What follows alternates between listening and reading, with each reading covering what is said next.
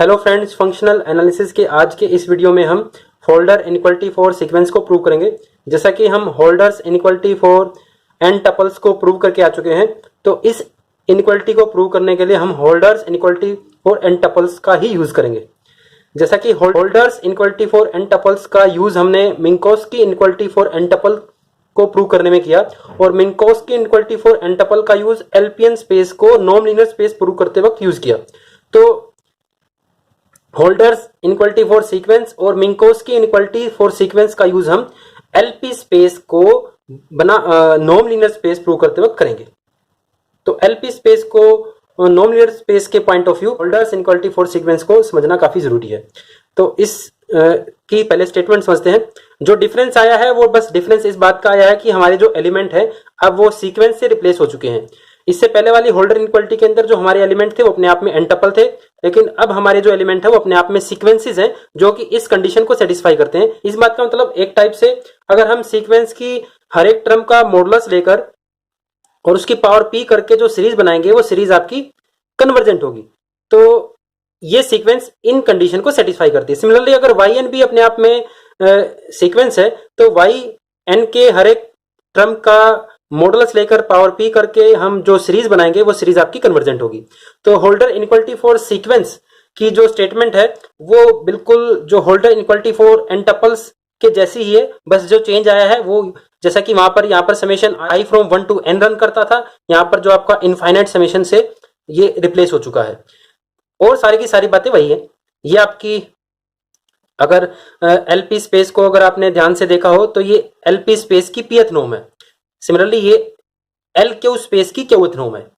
तो एक्स और वाई अगर कोई भी दो आर्बिट्रेरी सीक्वेंस है जो इन दो कंडीशन को सेटिस्फाई करती हैं, तो इन सीक्वेंस की कोरेस्पॉन्डिंग टर्म्स का मॉडुलस लेकर जो हम सीरीज बनाएंगे वो एक्स सीक्वेंस की पीटीएच नॉर्म और वाई सीक्वेंस की क्यूटीएच नॉर्म की प्रोडक्ट से लेस देन इक्वल टू आएगी।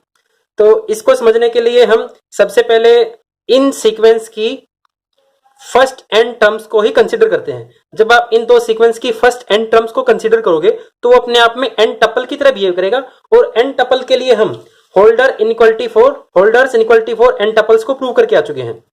तो जब आप इस सीक्वेंस की फर्स्ट एन टर्म्स को कंसीडर करोगे तो उसके लिए तो ये रिजल्ट आपका होल्ड करता ही है। तो हमने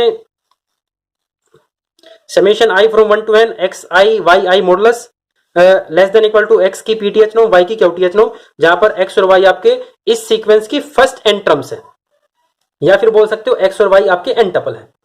जैसा कि जो हमने एक्स और वाई सीक्वेंस इस हिसाब से कंसीडर की है कि जो ये सीरीज है ये आपकी कन्वर्जेंट होगी, तो इस सीरीज का जो भी सम आएगा उसकी पावर जब आप 1/p करोगे वो तभी फाइनाइट रहेगा। कि अगर आप किसी नंबर फाइनाइट नंबर की पावर 1/p करते हो तो फिर भी क्या रहता है, वो फाइनाइट ही रहता है। अब हम x की पीटीएच नॉर्म और y की क्यूटीएच नॉर्म की वैल्यू पुट करते हैं, जो कि x और y हमने n टपल्स अज्यूम किए हैं।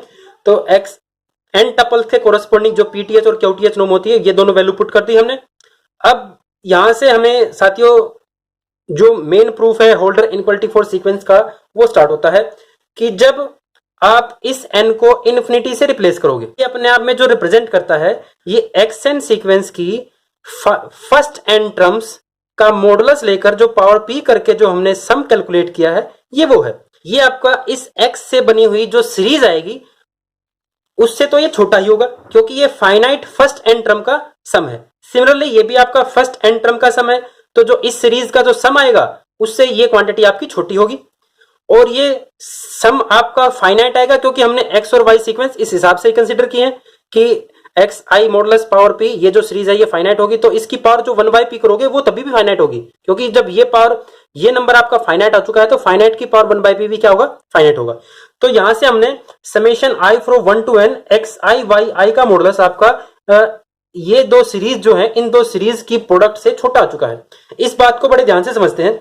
अगर इसको मैं ओपन करूं,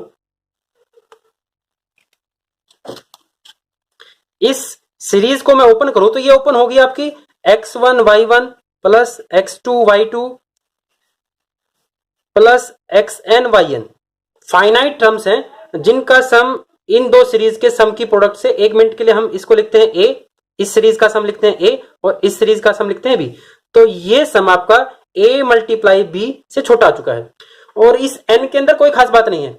आप इस n को किसी भी नंबर से रिप्लेस कर सकते हो।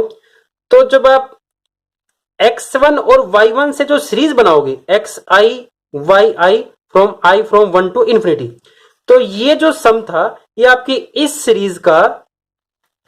सीरीज का पार्शियल सम है। और हमने ये शो कर दिया कि जो आपकी ये पॉजिटिव टर्म की सीरीज है, इस पॉजिटिव टर्म की सीरीज का जो पार्शियल सम है वो हमेशा a इंटू बी से छोटा आएगा। तो सीरीज के अंदर हम रिजल्ट पढ़ के आते हैं कि अगर आपके पास पॉजिटिव टर्म की सीरीज हो और उसका पार्शियल सम की सीक्वेंस अगर बाउंडेड हो जाए तो आपकी जो सीरीज है वो कन्वर्जेंट हो जाती है। और कन्वर्जेंट, तो उसी रिजल्ट को हम यहां पर अप्लाई करते हैं कि आपका जो ये सीरीज है इसके पार्शियल सम की सीक्वेंस फर्स्ट इनइक्वालिटी से बाउंडेड हो चुकी है, और एक ये पार्शियल सम की सीक्वेंस अगर बाउंडेड हो चुकी है तो ये आपकी सीरीज कन्वर्जेंट होगी। तो अब हम limit n tends to infinity इसके ऊपर अप्लाई कर सकते हैं। इससे पहले हम इस रिजल्ट को प्रूव करने से पहले इसके ऊपर limit n tends to infinity apply नहीं कर सकते थे, क्योंकि हमें आइडिया नहीं था कि ये जो सम आएगा ये फाइनाइट आएगा या नहीं आएगा। तो जब आप इस इनइक्वालिटी जो आपकी फर्स्ट इनइक्वालिटी है, जैसा कि summation i from 1 to n xi into yi का modulus less than equal to a multiply b, तो जब आप इसके ऊपर limit n tends to infinity apply करोगे तो जो आपकी ये फाइनाइट सम की जो सीरीज थी ये इनफाइनाइट सीरीज बन जाएगी। और ये एज इट इज आपकी x की pth नॉर्म और y की qth नॉर्म है, और जो हमें प्रूव करना था वो यहाँ पर प्रूव हो जाता है। होल्डर्स इनइक्वालिटी फॉर सीक्वेंस को प्रूव करने के लिए हमने holders inequality for n tuples का यूज किया और एक सीरीज के रिजल्ट का यूज किया कि अगर आपके पास पॉजिटिव टर्म की सीरीज अगर पार्शियल सम की सीक्वेंस अगर बाउंडेड हो जाती है तो आपकी सीरीज जो है कन्वर्जेंट हो जाती है। तो उम्मीद है साथियों आपको होल्डर इनइक्वालिटी फॉर सीक्वेंस का जो प्रूफ है वो समझ में आया होगा।